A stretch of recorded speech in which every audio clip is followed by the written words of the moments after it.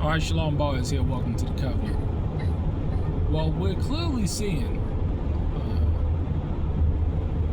and history is showing us, that all these presidents, or all these people, they're nothing but liars that are in bed to the bankers because they're in debt to the bankers. They're beholden to the bankers.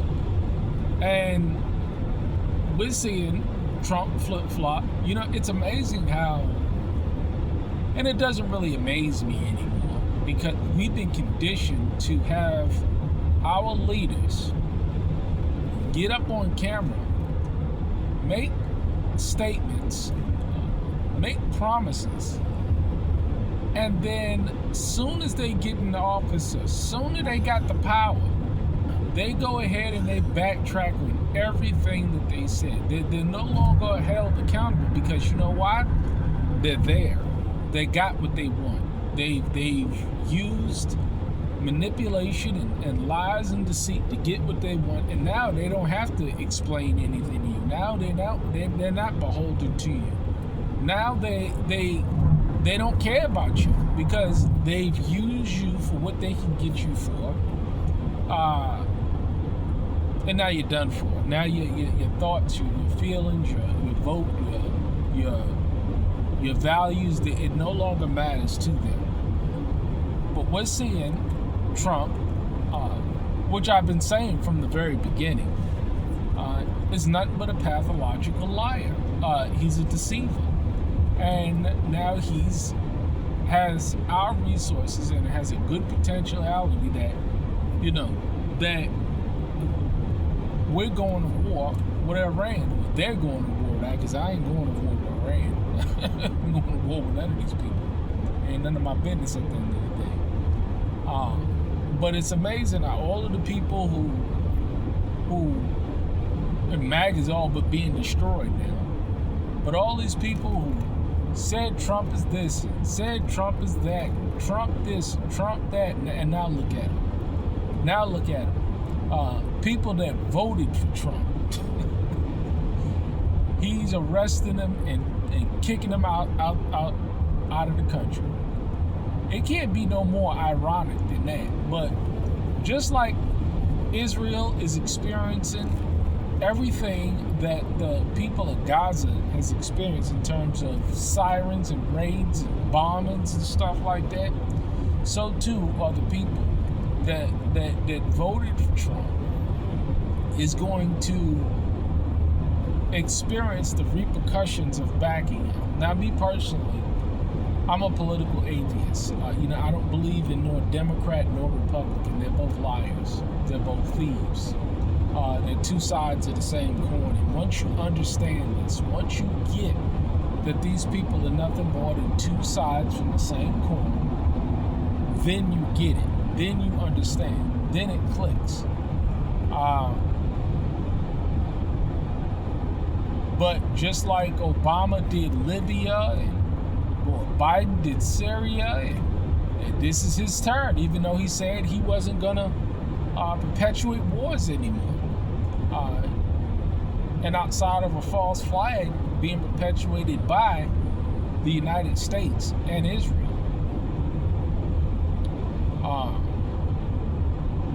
Iran ain't attacking the United States. But we go on for wars because this is their greater agenda. It is what it is. But what makes this war different from all of the other wars is the Strait of Hormuz and gas prices. Because see, this is going to have, it's already, I just now filled up the gas tank, in a minivan. And it was about 50 bucks, 50, I gotta check again. But it's like $3 a gallon, 19 gallons. So you have gas prices going up, and let me tell you, when gas prices hit $3, because it's at $2.90 now. But let it, and this is because it's already at $3 or above in the cities. But let it go 5, 6, 7, 8. Even in the country, 4, 5 in the country. that's going to have a serious effect. This is why I say these things, this is going to affect you.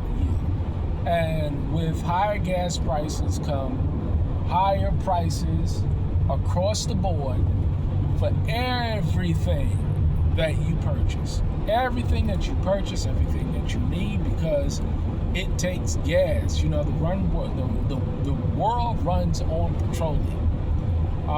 This is how we get to point A to point B to get things done. And we're already seeing I forgot what the term they used, but a lot of people, they're calling it staycation. Instead of vacation, people are staying home because of the cost of everything going up. See, we've been harping about this for years, and now we're getting to a state where people are not going to be able to even afford to repair and move anymore. Why? Because let's say you have a home or you have a property and you're interested in selling it. Don't you know that there's a property bubble nationwide that's taking place? So these homes ain't moving. And so therefore, what happens? They just sit there, and they're going to be so why would somebody want to buy your property? Why would somebody want to buy your land? So you can take them proceeds and buy something else. Why would anybody want to do that? Could you imagine having a mansion and now that mansion, you paid $5 million or $7 million for that mansion, whatever, and now because of property values and worth, it's gone down $1 million, $2 million. That's no laughing matter. That's a serious hit. But this is the situation that people are in across the board in the United States. It's a seller's market now. I mean, it's a buyer's market now. All of these things are coming in our head now. And so for those who, for those who've been prepared and already preparing, top off what you can, and as what we always do, and I'm going today to top off on some more supplies. But the reality is here. These high prices, they're not going down. And people are not making any more money. People, you work on a regular job and you're not able to increase your income in tandem with the high cost of inflation. And what does that do to your ability to save money, invest money, take capital, move assets? What does it do when your asset is a house that you can't sell? What happens when the price and the cost of living are going up, but your income is not going up? These are real things that are happening and can no longer be dismissed. They're real. They're happening. Not to the rich folk, they'll be fine, but to the average working man and woman, men like us, people like us, is going to have an effect. So prepare, stay focused.